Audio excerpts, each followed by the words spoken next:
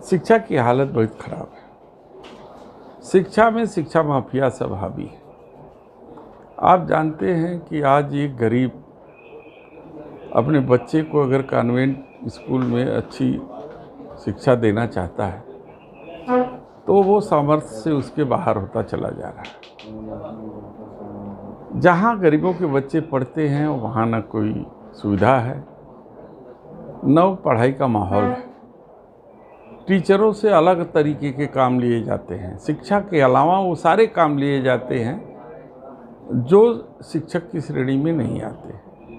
क्योंकि शिक्षक सरकारी कर्मचारी के उसमें श्रेणी में आता है, इसलिए सरकार उनसे जनगणना भी कराती है, उनसे कोई फूल भी बरसवाती है, दिया में तेल भी डलवाती है, दीपावली भी मनवाती है।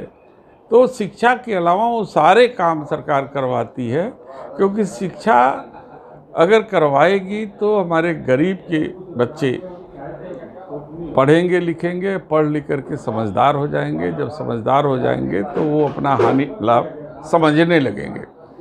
तो इसलिए वो नहीं चाहते हैं कि समझे। इसीलिए आपने देखा कि उन्हीं की बस्ती को चिन्हित करके बस्ती के बीच में शराब के ठेके खोले जा रहे हैं। और इसलिए ठेके खोले जा रहे हैं कि जो 5 किलो अनाज देते हैं वो बनिया की दुकान पर जाके बेच देता है। उससे जो पैसा मिलता है उससे वो देसी शराब पीता है और पी करके जाकर अपनी ही पत्नी और बच्चों को पीटता है। तो ऐसे माहौल में शिक्षा कहाँ? ऐसे माहौल में जो विकास का वातावरण है वो कहाँ है? तो ये सब साजिश का हिस्सा है।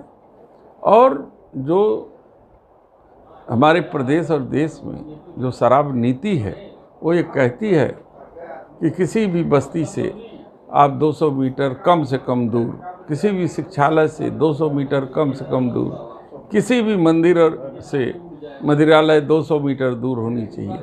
लेकिन गांव के बीच में ये सब सारी चीज़ें होती हैं। आप देखिए कि इसका पालन हो रहा है। यदि आप किसी अधिकारी से बात कीजिए तो कहेगा ये रेवेन्यू का मामला है। तो अब आप सोच लीजिए कि प्राथमिकता में है क्या।